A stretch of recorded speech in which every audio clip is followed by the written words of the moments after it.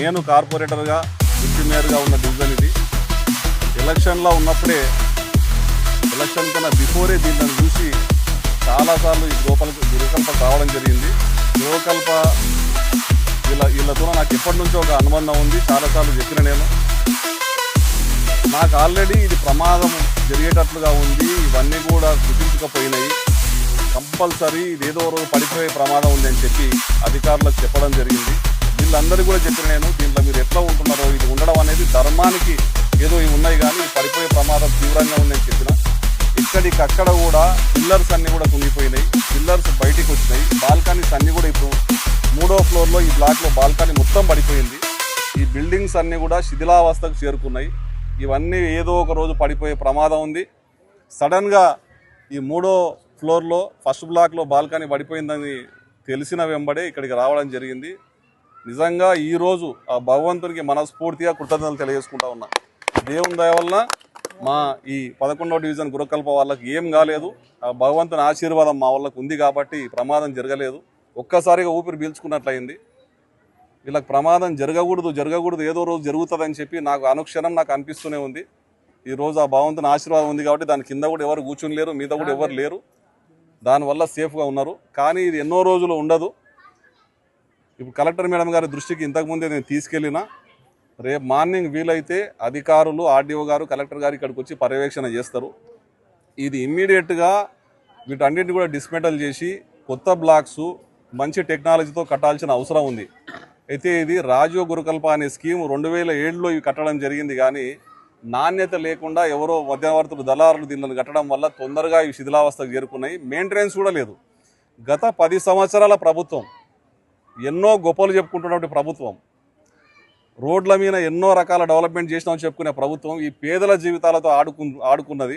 ఈ 10 సంవత్సరాల్లో కోట్ల రూపాయల నిధులు తెలంగాణ వచ్చిన తర్వాత ఈ పేదల పక్షాన ఉండకుండా ఆ నిధులతోనే వీళ్ళని కట్టేయాల్సిన బాధ్యత వాళ్ళ మీద ఉంది.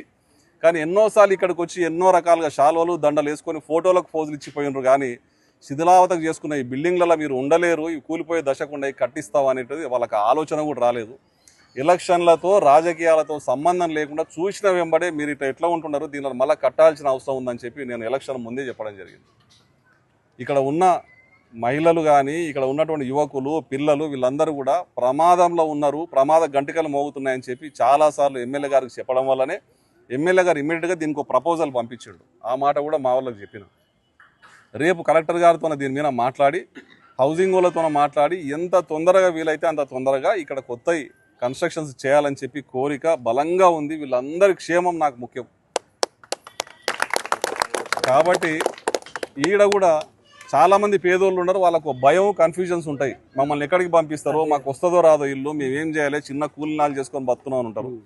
ఇక్కడనే ఒక కమిటీ చేసి ఈ ఇళ్లల్లో బతుకుతున్నటువంటి ఇక్కడి వాళ్ళది ఒక లిస్టు తయారు చేసి ఇక్కడ ఉన్నటువంటి వాళ్ళకి ప్రియారిటీ ఇచ్చి కొత్త బ్లాక్స్ కట్టే దాంట్లో కూడా వీళ్ళందరికీ ఇక్కడ నివాసం వచ్చేటట్లుగా అధికారులతో ఎమ్మెల్యే గారితో కలెక్టర్ మేడంతో మాట్లాడి ఆ లిస్ట్ అంతా అనౌన్స్ చేసి పబ్లిష్ చేసి వీళ్ళందరికీ మళ్ళీ ఇండ్లు వస్తాయి. ఒక 2.5-3 ఏళ్ళ లోపట్నే కొత్త బ్లాక్స్ అన్నీ కూడా రెడీ అవుతాయని చెప్పి వీళ్ళకి ఆ నమ్మకం కలిగించిన తర్వాతనే వీళ్ళని షిఫ్ట్ చేయాలని.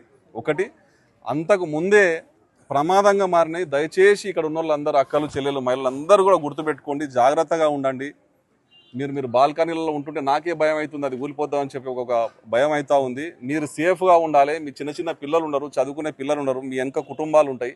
ఒక్క ప్రాణం పోయినా సరే ఆ కుటుంబం మొత్తం కూడా వీధిన పడే ప్రమాదం ఉంటుంది. కాబట్టి మీరు జాగ్రత్తగా ఉండాలి. వర్షాకాలం ఉంది కాబట్టి మీరు ఎక్కడైనా క్రాక్స్ వచ్చినా ఏమైనా ఇబ్బంది అనిపించినా మీకు అప్పుడు ఏదైనా అనుమానం కలిగినా కూడా నాకు సమాచారం ఇవ్వండి, అక్కడ నుంచి బయటికి రండి, ఇమీడియట్గా వచ్చి దాన్ని ఏమో చూద్దాం. కానీ ఈ వారం రోజుల లోపల కూడా అధికారులను తీసుకొని వచ్చి ప్రతి ఒక్కటి కూడా క్వాలిటీ చెక్ చేయించి ఎన్ని రోజులు ఉంటాయా ఉండవా అనే దానిని ఒక రిపోర్ట్ నివేదిక తయారు చేసి ఇమ్మీడియట్గా మీ అందరూ సేఫ్గా ఎక్కడో ఒక దగ్గర ఉండేటట్లుగా మీకు మీరు ఉండేటట్లుగా ఇక్కడ ఉన్నోళ్ళందరికీ మళ్ళీ ఇండ్లు వచ్చేటట్లుగా 100% మీకు ఇండ్లు వచ్చే వరకు మీ బిడ్డనే అనుకోండి, ఖచ్చితంగా మీకు న్యాయం చేస్తా. మీరు ఎక్కడ కూడా అనుమానపడదు. ఇక్కడ దళారీ వ్యవస్థ లేదు, రూపాయి తినేటోళ్ళ నాయకులు లేరు. ఎట్టి పరిస్థితుల్లో కూడా మా పేదోళ్ళందరికీ ఇక్కడ ఉన్నోళ్ళందరికీ మా తల్లులకు ఇల్లు రావాలనే కోరిక తప్ప కోరిక నాకు బలంగా ఉంది. ఆ భగవంతుని ఆశీర్వాదం నాకు ఉంటుంది. నేను ఇచ్చిన మాట ప్రకారం ఎమ్మెల్యే గారు, మీన ఉన్నటువంటి ముఖ్యమంత్రి గారు, ఇక్కడ ఉన్న అధికారులు సహకరిస్తారు. మీ అందరికీ కొత్త ఇండ్లు వస్తాయన్న నమ్మకం నాకు ఖచ్చితంగా ఉంది.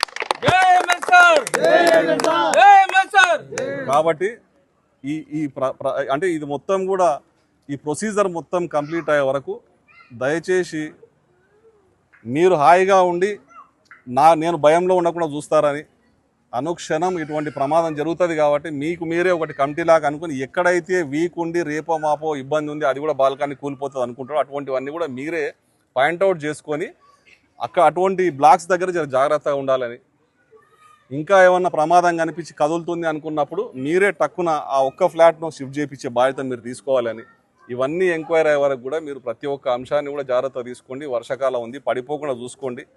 ఆ దేవుడు ఖచ్చితంగా మిమ్మల్ని సేఫ్గా ఉంచాలి, ఎక్కడ కూడా ప్రమాదం లేకుండా చూడాలి. ఈ వారం రోజుల్లో ఒక నిర్ణయం తీసుకునే వరకు కూడా మీరు అందరూ సేఫ్గా ఉండాలని చెప్పి ఆ దేవుని కోరుకుంటాం. Thank you.